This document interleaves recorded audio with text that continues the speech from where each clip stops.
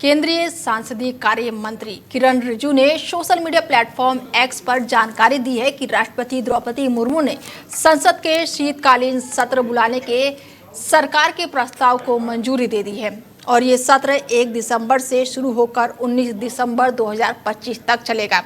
किरण रिजिजू ने ट्वीट में लिखा कि भारत की राष्ट्रपति द्रौपदी मुर्मू जी ने 1 दिसंबर 2025 से 19 दिसंबर 2025 तक संसद का शीतकालीन सत्र बुलाने के सरकार के प्रस्ताव को मंजूरी दे दी है।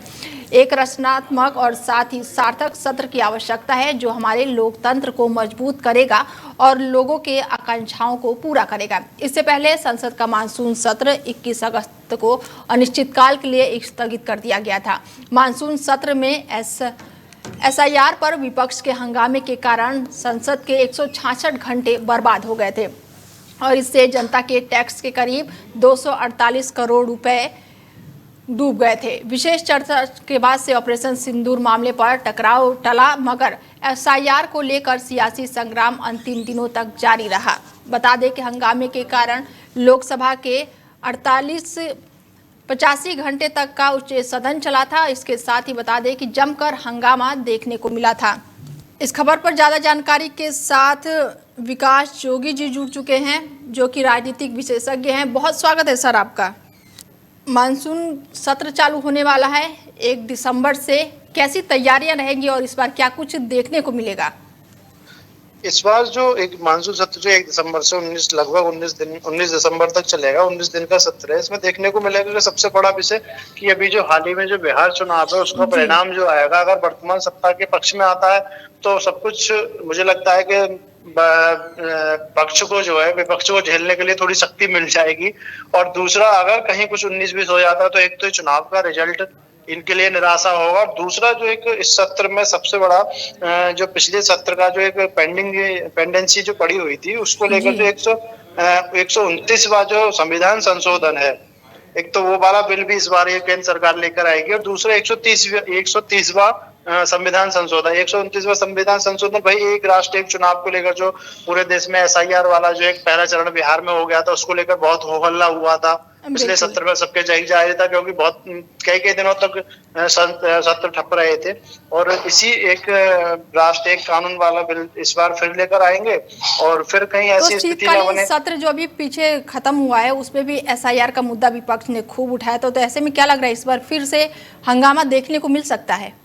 बिल्कुल वही है, क्योंकि विपक्ष का काम है सब चीजों को अपने पक्ष सामने रखना, तो ये रहेगा विषय। और 130वां संविधान संशोधन भी तो है अभी, जिसमें कि मान लो आपराधिक छवि वाले जो एक हमारे देश में बहुत ज्यादा एक राजनेता होते हैं उनको जो सजा का विषय है कि अगर वो 129वां संशोधन तो और ज्यादा एक समस्या उत्पन्न करेगा सत्र पूरे लोकसभा के अंदर, क्योंकि ऐसे कोई भी राजनीतिक पार्टी नहीं है ये जिसमें कि राजनेता इस चीज से अछूते हों कि वहां उनके राजनेता बिल्कुल सबसे छवि के हों। तो ये दोनों इस बार का सत्र बहुत टकराव वाला रहने की स्थिति में है और सबसे बड़ा धैर्य रखने की स्थिति के वर्तमान सरकार किस तरीके से मैनेज करेगी कि जो एक तो सत्र भी छोटा है, कुल 19 दिन का सत्र है और इस 19 दिन के सत्र में ये बिहार चुनाव का परिणाम को देखना, दूसरा ये एसआईआर वाला विषय कैसे जवाब दाखिल करना, क्योंकि बिहार वाला निपटा नहीं कि अभी यूपी में भी ठीक से चालू हो गया है एसआईआर का काम और अभी बंगाल में भी होना है। तो ऐसे मतलब इस बार मानसून सत्र में ज्यादा एसआईआर पर चर्चा हो सकती है। अगर बैठकों की बात की जाए तो क्या लग रहा है कितनी बैठकें हो सकती हैं शीतकालीन सत्र में? संसद में देखा जाए तो लगभग 21 बैठकें होनी चाहिए और मुझे नहीं लगता कि जिस तरीके का इस बार जो है बीच का जो कार्यखंड रहा है उसमें 21 बैठक कंटिन्यू हो जाएंगी, क्योंकि विपक्ष का टारगेट ही है कि किसी तरीके से काम आगे प्रोसेस में नहीं हो। और मैं फिर वही रिपीट के एक राष्ट्र एक चुनाव, जैसे एसआईआर वाला जो विषय है आपने भी बोला कि पिछले सत्र में भी वही एसआईआर रहा था पूरे लोकसभा सत्र में। अगर बात की जाए तो एसआईआर था, ऑपरेशन सिंदूर पर भी खूब हंगामा कटा था, ये देखने को मिला था। ऑपरेशन सिंदूर वाला विषय क्या था कि जी मैं आपको बताऊं आपके चैनल के माध्यम से आम जनता को भी कि होता क्या है कि विपक्ष को सिर्फ और सिर्फ सेना पर एलिगेशन लगाना है। अभी राहुल जी ने भी एक बड़ा अजीब सा वक्तव्य बोला था सेना को लेकर तो विपक्ष का तो एक मूड ही ये रहता है कि कैसे भी सेना को हम बदनाम करें, अपनी देश की सेना को। और विपक्ष हमारा जो आतंकवादी देश है पाकिस्तान, उसकी तारीफें करना तो वो विपक्ष का काम है, उस पर हमको बिल्कुल, नहीं राहुल जाना। गांधी के जो बयान की बात कर रहे हैं ना, हालांकि वो सेना को राजनीति में लाना बहुत गलत है, नहीं करना चाहिए, इस पर नहीं करना चाहिए। तो दूसरा, इस बार सत्र थोड़ा टफ रहेगा क्योंकि वर्तमान सरकार को बिलों को लेकर भी करना है, और दूसरा इसमें आयकर बिल भी बड़ा पेंडेंसी का पड़ा हुआ है, तो बहुत चीजें रहेंगी और कंट्रोवर्सी वाले सत्र रहने वाली स्थिति है। और रहा वर्तमान सरकार को देखना होगा कि वो किस तरीके से सभी को मैनेज करेगी और सबके साथ। चलिए सर, जुड़ने के लिए बहुत बहुत धन्यवाद। ठीक, थैंक यू।